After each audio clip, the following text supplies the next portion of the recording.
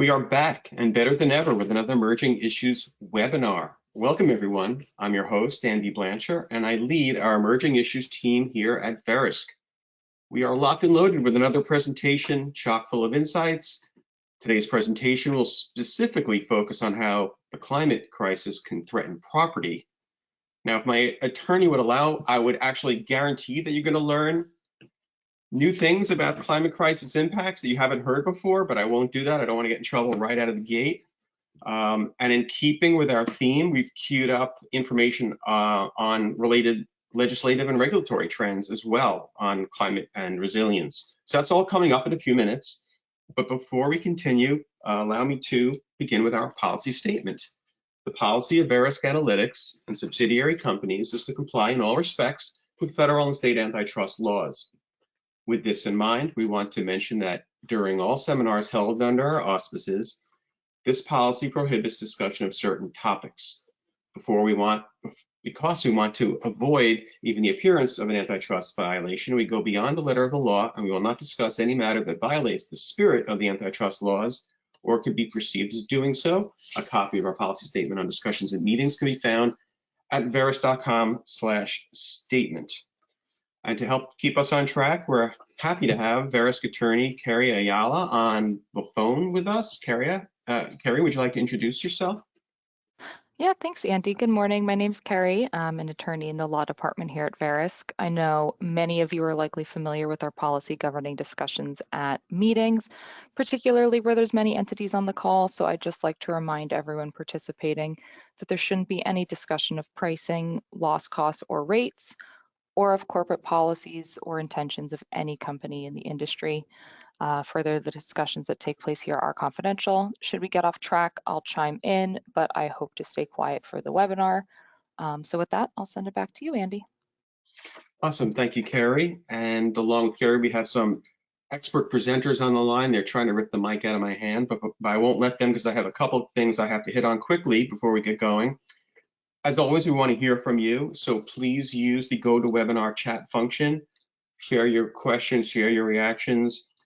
Only we here at Verisk can see what you put in that chat. And just full disclosure, sometimes we don't have enough time during the webinar, and I know we have a bunch of slides and a lot of content dropping soon, so if we can't get to your questions and we can't get to the answers during the live event, we will endeavor to do so afterwards. Also, and this is a relatively new thing, and we're really happy to be able to do this, we are recording and intend to post this presentation on our public website at core.verisk.com. In the past, if you recall, we were only able to distribute the slides, but now you get the full presentation. I almost want to say in sense around, but I'm going to really date myself with that reference. I know we do not present in sense around, so I'm only kidding, Carrie. Please don't yell at me. Okay, next up is a familiar voice on our Emerging Issues webinars. He's a dedicated researcher, analyst, highly skilled writer on the EI team, and he's here to unearth, I hope, Greg, you like what I did there with unearth, some climate crisis insights. Greg Scobletti. All right, thank you, Andy, for that introduction, and thank you all for attending. I wanted to set the stage for today's discussion by highlighting a recent Verisk publication, our 2023 Global Modeled Catastrophe Losses Report. So as you can see here, the numbers really speak for themselves, but I wanted to emphasize a few points that were made by Bill Cherney, who's the president of our Extreme Event Solutions division, when announcing this report. And that is that these numbers are up significantly over the course of the past decade. And what's been driving the rise in these numbers, at least in the short term, has been increases in replacement costs and growth in exposure values. So people building in high hazard areas, for example. That's what has been behind some of these short-term impacts. But the other significant factor, which is the subject of today's discussion, is climate change. That's what's exercising some of the longer-term influence on these numbers. So what we're going to talk about today are not, at least with one or two exceptions, the catastrophes, the natural catastrophes that may be influenced by climate, but instead the subtle ways in which a warming planet and a changing climate may be impacting property. So if there's a theme that's going to run through much of what we're talking about today, it's this: A lot of our built environment was created using a set of parameters developed for an environment that may no longer exist, much less for a climate and an environment we could be facing in the coming decades as the planet continues to warm. And this changing climate is likely going to put stress on properties in ways that may not always be obvious, at least at first. They may not even be obvious until another, more recognizable catastrophe or major storm comes along. But when that storm or catastrophe does come, these subtle stresses could make possible damage from those events much more severe. So we can think about this a bit like humans and viruses. We learned, much to our chagrin during COVID, that having a pre-existing condition might make you more susceptible to the worst outcomes of that disease. In much the same way, some of the climate stresses we're going to be talking about today can be thought of as like a pre-existing condition. By themselves, they may go undetected or untreated without serious repercussions, at least for a while, but they could make properties significantly more vulnerable when a virus, or in our analogy, a major catastrophe like a hurricane or storm, does come along. These are developments that are collectively potentially weakening buildings and making them less able to cope with future storms and catastrophes. So let's get started. Our first subject concerns potential changes to the ground, to soil, from climate change. So climate change doesn't simply happen above ground. Scientists also refer to a phenomena they've dubbed underground climate change. And like the above ground version, it generally refers to warming, in this case, the warming of soil. And at least part of it is driven by human actions. So soil can warm up in a variety of ways. And according to research conducted by Northwestern University, underground climate change typically occurs in urban areas because of buildings and underground transportation infrastructure. These structures emit heat into the surrounding soils. So I'll give you one example. If you're in a city with a subway system, the braking of a subway car can generate heat, and that heat can permeate out from the subway tunnel into the surrounding ground. Now, Northwestern researchers estimated that the ground in some cities has been warming by between 0.1 and 2.5 degrees Celsius per decade, thanks to the presence of all this underground urban infrastructure. And above ground surface temperatures may also help feed heat back underground. So what are the consequences of a warming ground? Well, they can be very significant for properties in urban areas. So the Northwestern researchers called underground climate change a, quote, silent hazard because of how soil and construction materials can deform under the influence of heat. So you'll see on this slide how that might work. In some cases, you may have significant expansion or contraction of the ground based on soil type. Now, this kind of movement may pose a direct threat to buildings and infrastructure in cities. So in Chicago, which is where the Northwestern researchers were focused, they found structural cracks and durability issues in buildings linked to this soil movement, to underground climate change. Now, these researchers emphasize that the risk was not necessarily that you would have an acute structural failure, but instead that these influences, these soil expansions and contractions, were having long-term durability and operational impacts on city infrastructure. Now, they also noted that these underground heat effects were not well understood when many of these buildings were constructed, so they were not necessarily constructed to withstand them. And that again underscores that theme I mentioned at the outset, that a lot of the environmental assumptions that may have guided earlier construction may be facing a new set of environmental realities thanks to climate change. Now, I mentioned that whether soil expands or contracts may be contingent on the type of soil we're talking about. But what's interesting is that soil types can vary even in the same relatively narrow geographic area. So this is data from the U.S. Geological Survey's Soil Survey, and it's looking at a cross-section of streets near the Verisk headquarters in beautiful Jersey City, New Jersey.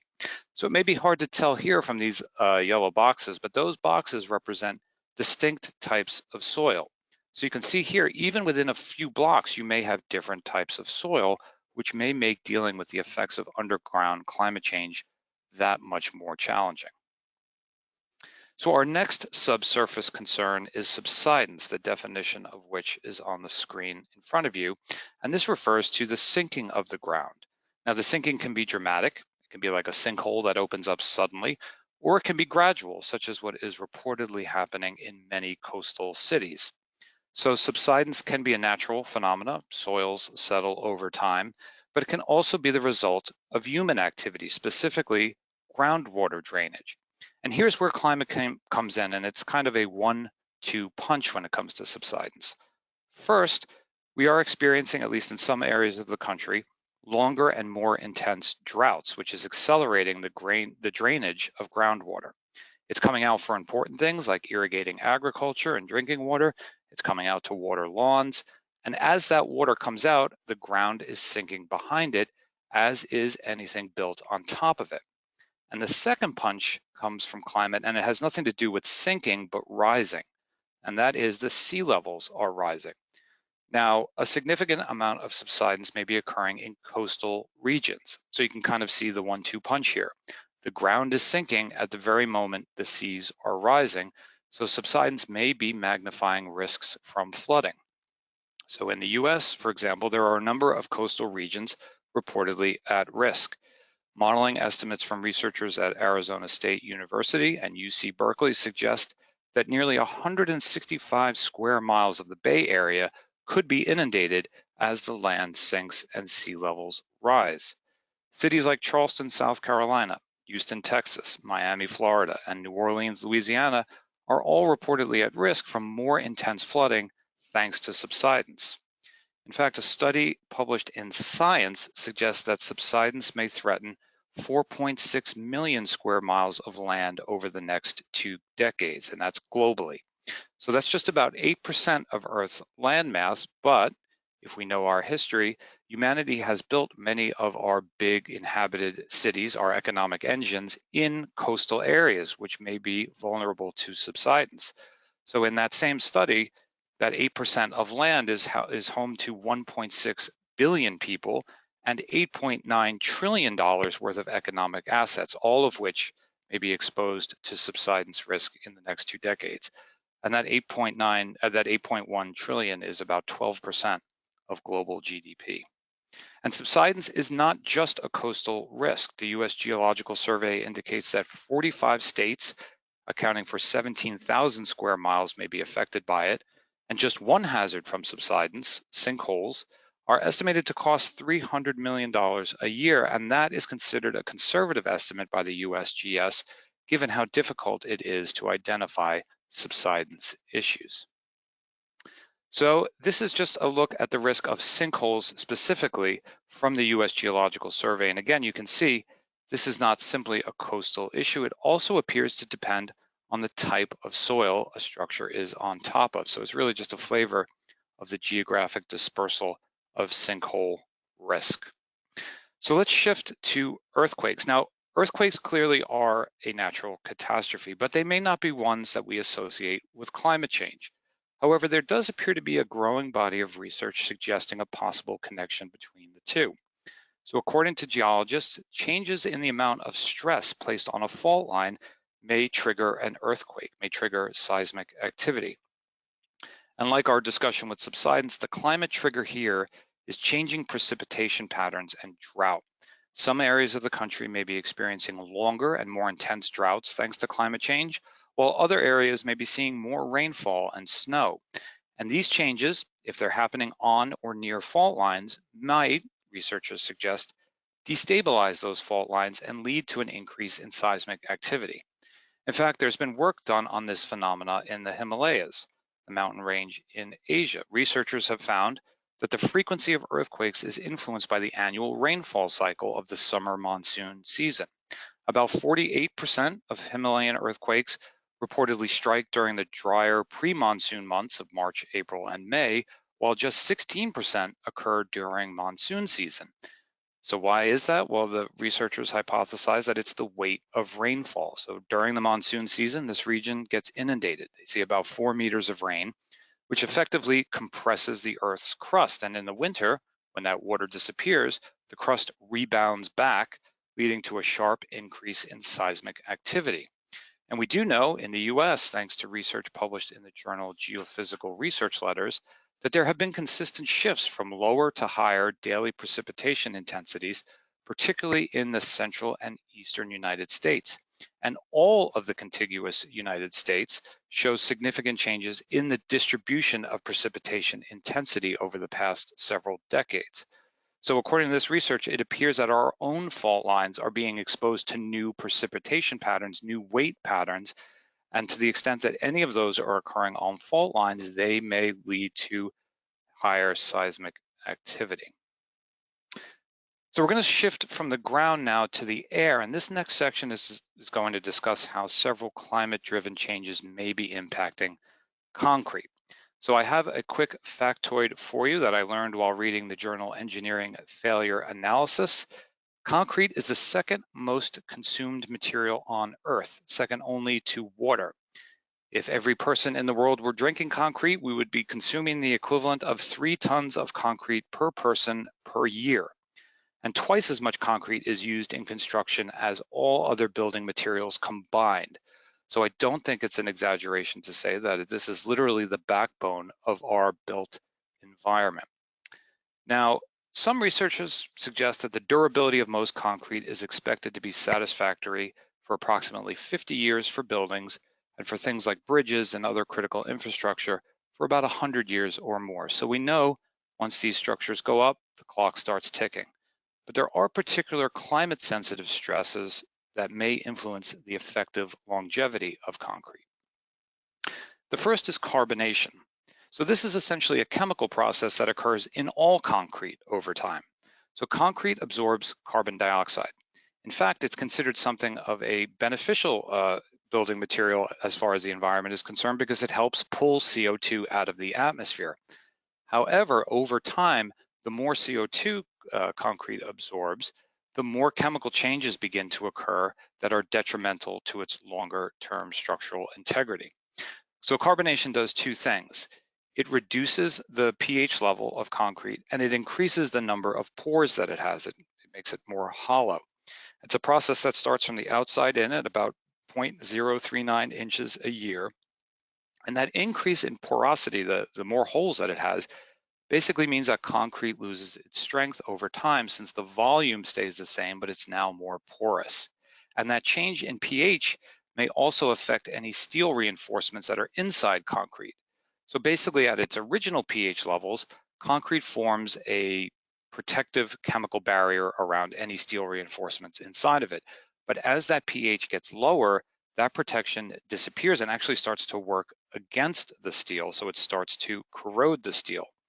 And because concrete is becoming more porous over time as it absorbs more CO2, more moisture can penetrate the concrete and come into contact with those steel bars and accelerate that corrosion still further.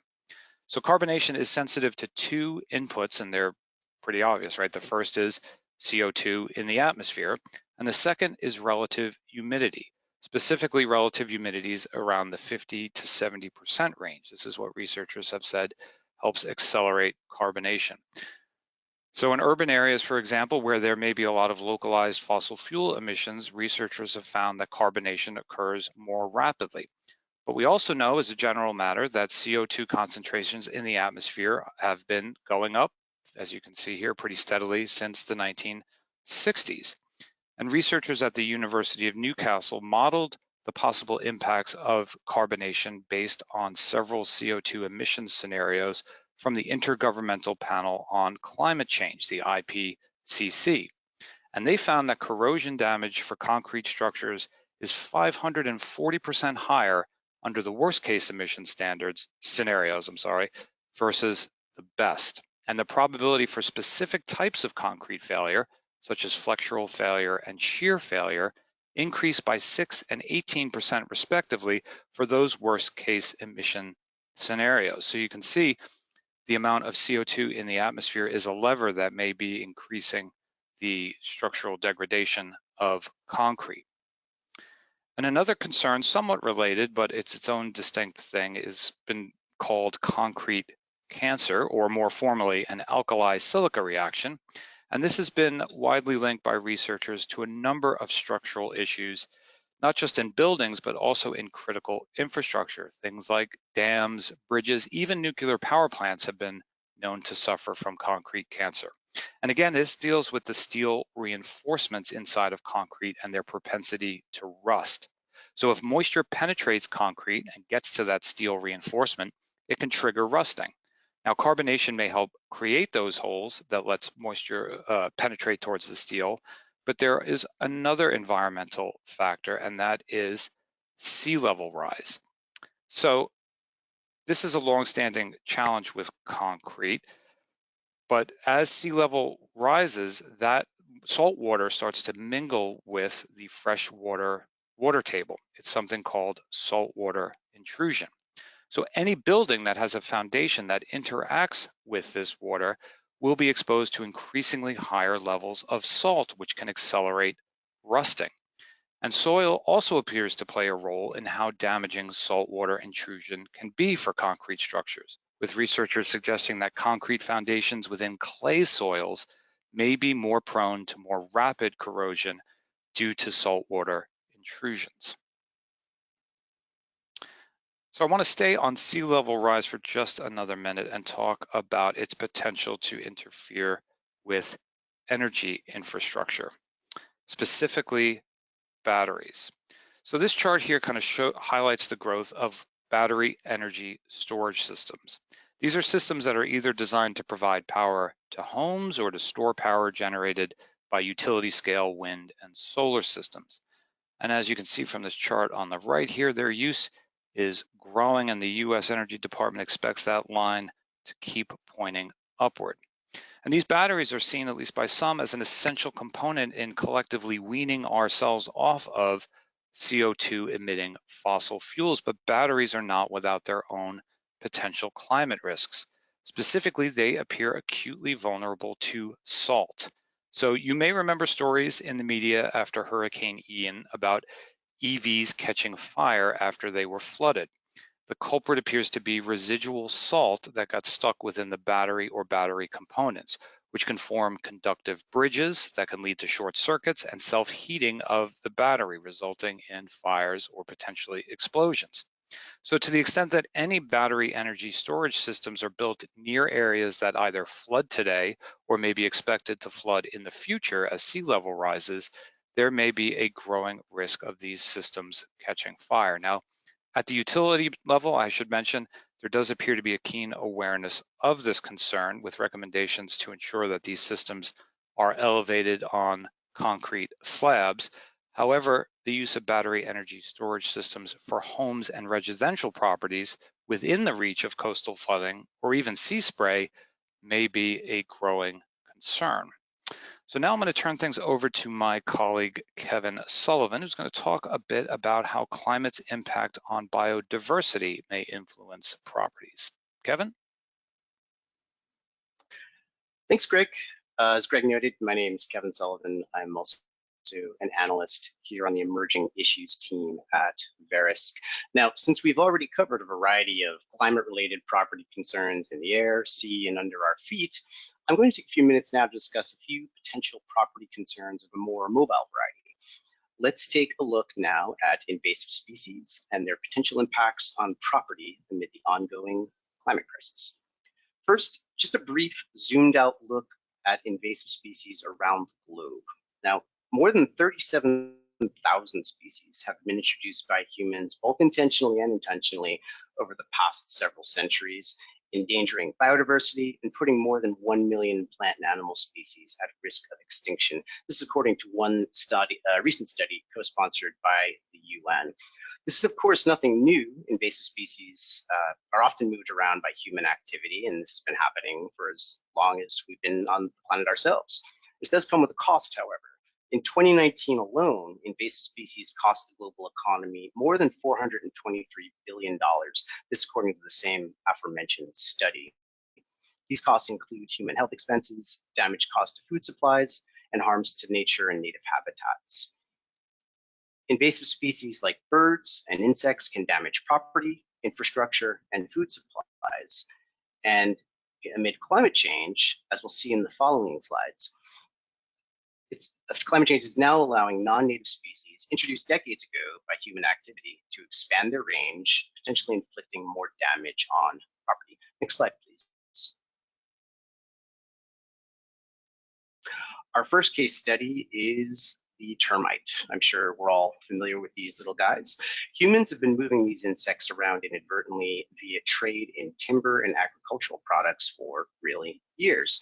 And estimated property damage from termites, according to the USDA, can range really anywhere from $1 to $7 billion annually. This depends on whether we're including costs of treatment, be they curative or preventative, repairs to damaged buildings, potential decrease in property value, or even indirect damage, for instance, structures weakened by termites that are then subsequently damaged by wind, for example. What research is also showing is that the climate crisis may increase their survivability and their range. For instance, a 2022 study revealed that termites have the potential to increase their habitats by more than 30% from their current range. And a separate study conducted in 2018 found that 12 of the 13 species examined by researchers could expand into the US in the coming years. Now, it's important to note that termites do play a natural and valuable role in the ecosystem. Trees and other vegetation die and fall to the forest and jungle floors. Termites, being little natural wood consumers and methane emitters, eat these dead trees and detritus and emit the methane, which is a natural part of the ecological system. The problem, as researchers are examining, is that just as climate change is enabling termites to expand their range, it may also be increasing their appetite. So for instance, one study looked at temperature differences between termite diet behaviors. So for example, research showed that temperatures of 86 degrees Fahrenheit, in that kind of climate, termites will consume wood 7 times faster than a place with a temperature of an average of 68 degrees Fahrenheit. So while it's a small percentage of termites, about 4% of all species, according to the available research, that is presently likely to devour your home, a much larger percentage of termites could contribute to the overall conditions for climate change, emitting the methane gas into the air and potentially exacerbating the concerns that we are discussing in today's discussion. There's another issue with termites, and that's the process of adaptation and hybridization. In one study examining 2 common but invasive species of termites in Florida, it was found that 2 species were producing hybrid colonies with twice the growth rate of their conspecific or original colonies, meaning that as these termite species are expanding, encountering one another, they are producing new termites that could create greater challenges to property. Next slide, please. Our second case study is the monk parakeet, or Quaker parakeet, depending on whom you ask. Like termites, these cute little guys have in fact been with us for decades, along with several other wild invasive species of parrots. They also, like termites, can cause a good deal of damage. Where these birds came from, it's become a bit a thing of myth and legend. The story goes in London that Jimi Hendrix perhaps freed them out on the streets sometime in the 60s. In Chicago, there's a tale that monk parakeets were released by the wife of a pet shop owner after a bitter divorce. And here in my hometown of New York, the story goes that a crate of birds crashed on the JFK runway sometime in 1967, allowing the birds to fly to their freedom. This is, of course, unverifiable to my knowledge, and probably apocryphal. But what experts do believe is that these birds were likely released or escaped over time when demand for exotic birds boomed in the US during the 1970s and throughout much of Europe. In the case of the monk parakeets, these birds, researchers found, proved to be quite adaptable to the cold, have adaptable diets, and above all else, are generally considered pretty cute, which is a good defense mechanism, something we're going to touch upon again in a moment. Today, at least 60 of the world's 300 or 80 so parrot species have a breeding population in a country outside their natural geographical range. And in the US, former pet parrots breed and thrive in dozens of states already. Now, according to more recent research, the climate crisis is allowing these invasive birds to branch out, so to speak. In more recent years, the monk parakeet has spanned out across the Mediterranean basin, for instance. departing the more common cities that it's been habitating for more rural environs around Spain, Italy, and other parts of southern Europe. The bird, for example, has developed into a menace in the Italian countryside, and in Spain, where policymakers in Madrid announced in 2019 an ethical cull of the bird. One study showed monk parakeets to be responsible for the greatest amount of crop damage in the area that was studied in that part of southern Spain, damaging 36% up to, in some cases, 100% of corn cobs. They like corn. Another study showed that decrease in frost days may lead to non-native birds like the monk parakeet spreading even farther, posing a risk not just inside the urban habitats where they've most commonly been located, but outside those regions as well. The potential damage that parrots can cause is not limited to crops, however. These birds can double their population every 7.5 years and prefer to nest on electric utility equipment, building massive nests that can be 10 feet in diameter and weigh hundreds of pounds, threatening electrical infrastructure. So for example, in Florida, one report linked nearly 2,300 power outages over the course of just 5 months to the monk parakeet, leaving 10,000 people without power. Removal of these birds has been tricky and at times controversial. Here in New York, legislation has been introduced to even protect the birds. In contrast, on the other hand, in Austin, Texas, in 2017, city officials took heat for knocking the large nest down with poles, sending eggs and young plummeting to the ground. As temperatures rise, these birds may start popping up in new areas, endangering property, power grids, and local agriculture, and pitting policymakers against preservationists on the proper measures for dealing with the birds. Next slide, please. And just to wrap up, I'm going to take a look at a couple of species to keep on your monitor. Not all problematic species need be vertebrates. As witnessed in the deadly and devastating Maui wildfires this past summer, grasses that are more drought resistant, meaning they remain in place when they die rather than decomposing, can serve as a kind of kindling for wildfires. In the case of Maui, a 2018 report by state fire managers found that people were introducing highly flammable invasive grasses to the islands, which are now covering roughly 1/4 of state lands. Similarly, invasive grasses like cheatgrass are all over the Western Basin, which includes most of Nevada, half of Utah, and portions of Idaho, Wyoming, Oregon, and California.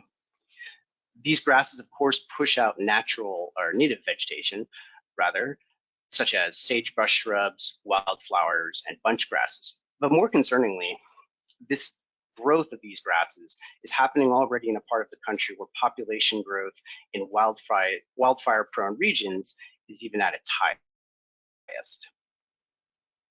And finally, our friend the fire ant. It's more than just their bite that will sting you. These invasive insects can cause billions of dollars worth of damage each year, according to the FDA. Much of this is in healthcare treatment for injuries incurred from having to deal with these little guys. But fire ants can, of course, infest and damage air conditioners, traffic signal boxes, farm equipment, and all other means of electric devices and appliances. And new research is showing that the climate crisis is allowing these insects to spread westward in the United States and even northward, and allowing them to survive at higher altitudes, thus potentially exposing them to new communities, new states, new parts of the country. And now I'm going to turn it back over to Greg. Great, thank you, Kevin. That was really interesting. I'm never going to look at a parakeet the same way again. I want to close out our section with a slightly longer term, slightly longer horizon concern, and that revolves around efforts to reverse climate change. You know, we've talked about some of the potentially negative implications of it. What might be the result of our efforts to tackle this challenge? Now, the 2015 Paris Agreement, you may recall, many of the world's governments came together and committed to limiting global warming to under 2 degrees. And to do so, according to the UN, greenhouse gas emissions globally need to peak by 2025, so not all that far in the future. And those emissions need to decline by 43% by 2030.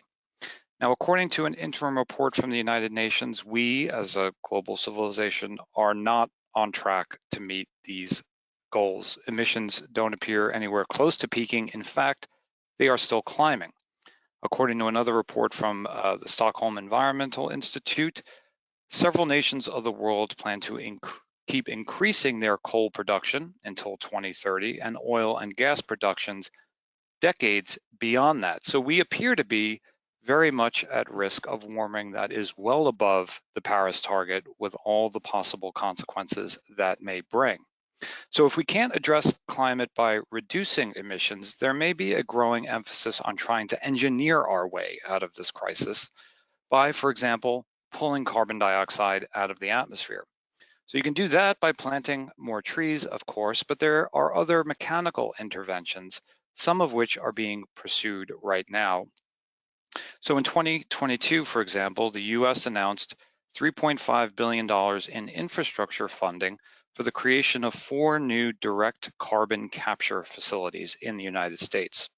So you can think of these direct carbon capture facilities as giant vacuum cleaners that suck CO2 out of ambient air and store it underground, or potentially turn it into products such as concrete. So these facilities, these direct carbon capture facilities, are reportedly able to pull about 1 million metric tons of CO2 from the air every year, which sounds like a lot, but according to the White House, we need to be pulling gigatons worth of carbon dioxide from the air by mid-century to be anywhere close to our Paris targets. So what we could be looking at is the start of a massive enterprise that will potentially see a combination of public and private entities engaged in this effort to capture carbon from the atmosphere. So one worry here is that the CO2 doesn't stay captured. It may either leak out of an underground storage facility under these geological formations, perhaps because of seismic activity, or it may leak or explode out of pipelines that are transporting it to its final underground resting place. Now, in small enough doses, a CO2 leakage may not cause any acute harm. It may really just undo the work of those air capture systems. But at a high enough concentration, a release of CO2 can be lethal. It can asphyxiate people, and it can also stall out car engines since it crowds out the oxygen that engines need to combust. This reportedly happened in 2020 in Mississippi. A CO2 pipeline burst, and first responders wound up pulling people out of their cars. They found them passed out in stalled vehicles on the side of the road. There were no fatalities reported from this incident, but reportedly hundreds of people were sickened by it. So this is one example of an intervention that's occurring today and scaling up today, but other ideas have been floated as well. One that has gotten a fair amount of attention is spraying sulfate aerosols into the atmosphere. And the basic idea here is to mimic a volcano that spews an enormous amount of ash into the sky and dims the sun. So by spraying the upper reaches of the atmosphere with these aerosols on a continuous basis, some researchers believe it will be possible to lower global temperatures by a degree or maybe even more. Now, this is also a potentially risky proposition. Researchers think these aerosols may tear open fresh holes in the ozone layer. They may also interfere with rainfall patterns or maybe even create acid rain. But it is an idea that is being taken seriously. In 2022, the US Congress mandated that the White House produce a report on such an attempt to spray sulfate aerosols into the atmosphere, which the White House obliged producing a report this year, saying that while they do not plan to launch a comprehensive research program into this at the moment, they noted it was an idea that was worth further study. So the point here is really that the more of the effects of climate change become visible, and the more we realize how much warming may be irreversibly baked into our future thanks to our current emissions, the more these types of Hail Mary engineering solutions may get a receptive hearing and potentially create a whole new set of concerns on a planetary scale. So on that cheerful note, let me turn things over to Laura Panesso from our Government Relations Department, who's going to bring us up to speed on some recent regulatory and legislative trends she's been tracking related to climate change. Laura? Thanks, Greg. I'm going to talk some about the activities around climate and resiliency, a little bit at the federal level, then a little bit at the NEIC level, and then finally a sampling of activity at the state level. Next slide. So starting first with the federal level. FIO issued an initial notice of information collection on climate-related financial risk data collection last October, and a second notice of information collection just a few weeks ago on November 2nd. FIO is looking to collect homeowners' premiums, losses, and non-renewal information from 14 insurer groups countrywide at a zip code level to assess the impact that climate-related physical risks have had on the homeowners insurance market, including trends in homeowners insurance availability and costs, again at the local zip code level.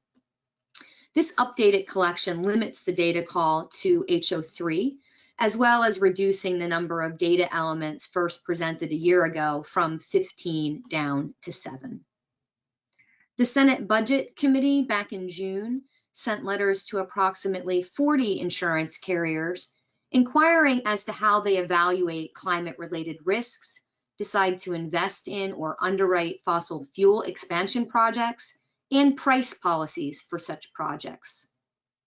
Earlier this month, the Senate Committee on Budget sent a follow-up letter to those companies looking to gather additional information on how the insurers plan to address the increase in losses from climate-related extreme weather events and other disasters. There are 8 specific asks in the follow-up letter. Some examples of the specific information they're seeking include: does your company consider the risk of climate-related extreme weather events, sea level rise, and/or wildfires when determining property and casualty insurance premiums for property lines of business? Has your company considered, or is your company considering, exiting or restricting coverage in any market? And please provide a list of all counties in the US in which your company did not renew 25 or more homeowners policies or did not renew 10% of policies written in the county. So quite some detailed information that they're asking for. And then lastly, at the federal level, Congresswoman Federica Wilson of Florida has introduced the Homeowners Defense Act of 2023, which would set up a natural catastrophe risk consortium or federal backstop, providing debt guarantee programs and reinsurance coverage for eligible state programs. We don't anticipate that this legislation will move in this Congress, but legislative concepts creating federal natural catastrophe backstops has been contemplated in the past, particularly after large-scale natural catastrophes, and we do anticipate will continue to be introduced in the future. Next slide.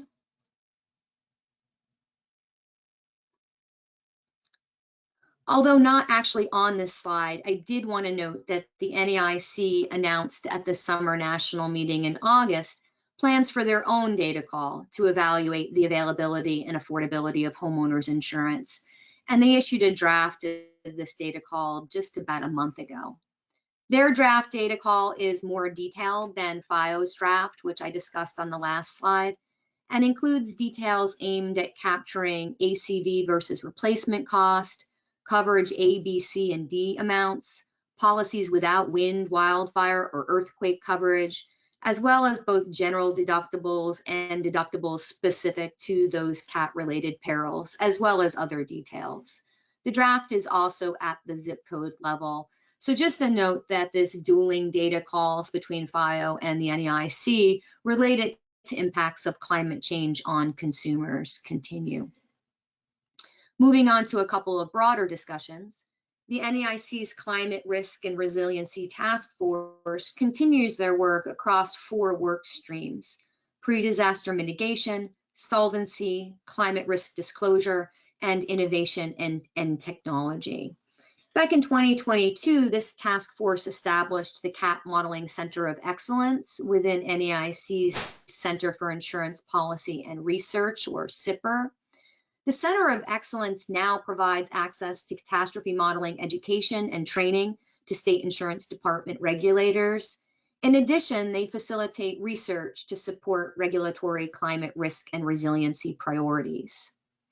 The Climate Risk Disclosure Survey actually began quite some time ago, back in 2010, with California, Washington, and a handful of states to monitor and evaluate climate-related risks and ensure strategies to mitigate those risks. It has grown over the last 13 years. As of 2022, there are 15 states that participate in this now annual survey. Back in 2022, the task force also updated this climate risk disclosure survey to align with the Task Force on Climate-Related Financial Disclosures, or TCFD. The Financial Stability Board created the TCFD to develop recommendations on the types of information that companies should disclose in assessing and pricing risks related to climate change. And this alignment now reduces some duplication for insurers, as well as helps state insurance department regulators better evaluate climate risk to insurance companies. Next slide. And then last, but certainly not least, just a sampling of some of the legislative and regulatory activity related to climate and resiliency that we've seen in the last year or so. I will say a key trend here seems to be mitigation in particular, and discounts for mitigation measures that insureds may be able to make. California had their mitigation and rating plans regulation, which went into effect last October. This regulation requires all insurers to reflect both community mitigation, things like Firewise, and individual property mitigation, things like defensible space, clearing under decks, Class A roof, etc., in their rating plans as of 1/1/2024. And although this regulation went into effect a year ago and discounts are supposed to be implemented by 1/1/2024, I mention this one because filings for these discounts remain pending with the CA. Moving on to Florida HBN 799, which has been enacted. Among the key items in this bill is the requirement that residential property insurance rate filings account for windstorm mitigation measures undertaken by policyholders.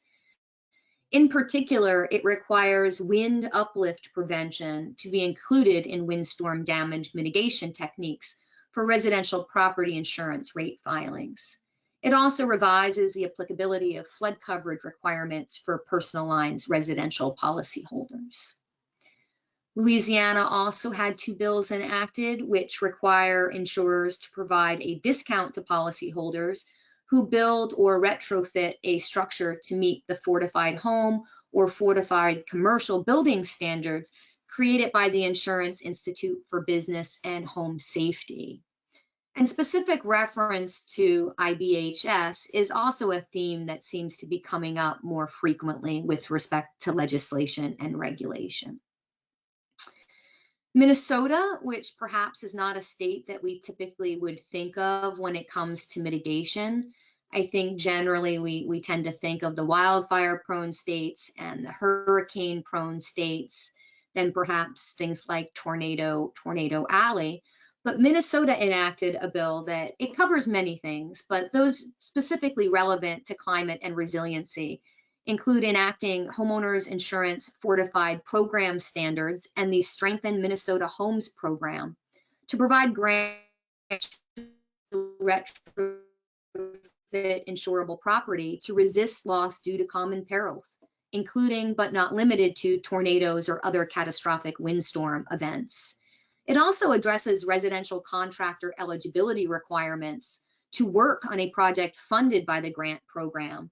And these requirements include successful completion of the fortified roof for high wind and hail training provided by the IBHS and maintenance of active certification.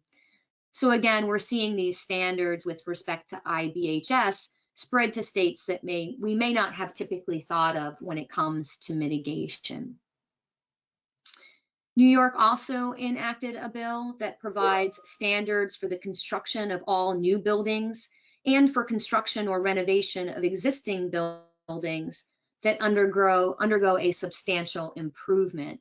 as defined by the State Fire Prevention and Building Code Council, located wholly or partially in an area designated on the applicable FEMA flood insurance rate map as a special flood hazard area or moderate risk flood hazard area. So looking to construction standards for buildings in those areas. And then lastly, a note about Oregon, Oregon SBN 80, which has been enacted. And this is a comprehensive wildfire bill. So I'm just going to highlight a couple of the key items here, which includes requiring the State Forestry Department to oversee the development and maintenance of a comprehensive statewide wildfire hazard map, requiring the department in consultation with Oregon State University to establish 3 statewide wildfire hazard zones, and requiring the department to provide information to property owners whose property is located within the wildland urban interface, commonly referred to as the WUI. So a number of different wildfire related items with respect to that new law. And that's all I have. Just again, a quick sampling. So I will turn it back to Andy. Laura, thank you as always. Thanks for your time and your expertise. We do have questions coming in, and I want to get them. Actually, why don't I get to them now before I jump to this slide that you see in front of you. So I don't think we'll be able to do all the questions. What we're going to do as many as we can. Some of them are somewhat complicated, so we're going to have to do a little bit of digging before we get back to you. So hopefully that's okay. A very easy one on Laura's presentation, I think I could even do this one myself, was FIO was on, I think, your first slide, Laura. Someone asked what that is. That's Yes. Federal Insurance Office, is that right? Indeed, it is the Federal Insurance Office. Okay, it's an easy one. And I'll give myself a softball since somebody asked this one. Are the slides going to be available afterwards? Yes, both the recorded webinar as well as PDFs of these slides that you see today, we are going to be posting on our website, which brings me to the slide here. So I'll talk about this before I jump back to some more questions, time permitting. Here is an easy, we call a vanity URL to our website, core.veris.com/EI for emerging issues. There's also a QR code. I tested it before. So you point your phone to it. It's going to look a little bit different, the website on mobile, than it is on the screenshot you see in front of you, but all the content is there, including a link to subscribe to our newsletter. We're quite literally adding new content every day, lots of new functionality to the website, links to various activities related to the topics you're interested in. So please bookmark this website, visit us often, and subscribe to that newsletter. You see that yellow link right there. You can just click on that and add your information, and every Monday morning, new insights hit your inbox, right? We'd be honored if you kept us in your workflow in that manner. Just going ahead to, God, not much time left. Some of the questions that we have here. We had a inquiry about emerging energy. The emerging issues team not only monitors and researches new technology, but other potential concerns. So that would include concerns related to alternative energy technologies such as wind turbines, solar energy, and very new technologies such as carbon capture technologies. So we are absolutely monitoring them. And there was a question about, about carbon capture. I think Greg did hit on some carbon capture or what can go wrong in some carbon capture scenarios, but we're going to look a little deeper into that and get back to the Inquirer.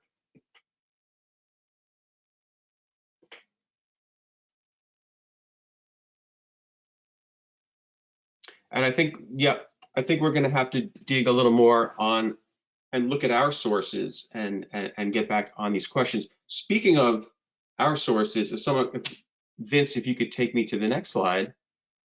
We did include a slide here with all the sources that we used, or many of the sources that we used for the information that we provided in today's presentation. So this slide will be in the PDF that we publish on the website. So we wanted to not only bring you insights, but also give you links to continue your exploration on these topics, in addition to answering your questions after the fact. So just wanted to share this, and we will look to continue to do this going forward. Vince, if you could just take us to the last slide. We do have our Emerging Issues website email address. We encourage everyone, as issues arise, please send us notes. This is an actively monitored email address. We get questions all the time. We're happy to engage with our clients. If you see new things on the horizon that we might have missed, we hope that's not the case. But if that is the case, please let us know and we'll dig right in. So with that, I would like to thank everyone for joining. For Greg Scobletti, Kevin Sullivan, and Laura Panesso, and the rest of the Emerging Issues team, we really do appreciate your time. Keep an eye out for more on-demand recordings, including the one today of this event, along with the PDF. And please share them with your colleagues. I know not everyone is able to join these webinars when they're held live. That's part of the reason why we make these recordings. So share them with folks. They're available on demand, and it should be on our site within about a week or so. Going forward, we have more content-rich webinars in store, so do keep an eye out for our announcements on those events. As they come up, we're going to be putting them on our site, promoting them in our newsletter, so more to come on that. And until next time, please enjoy the upcoming holidays, everyone, and thank you for spending your time with us. Have a great day.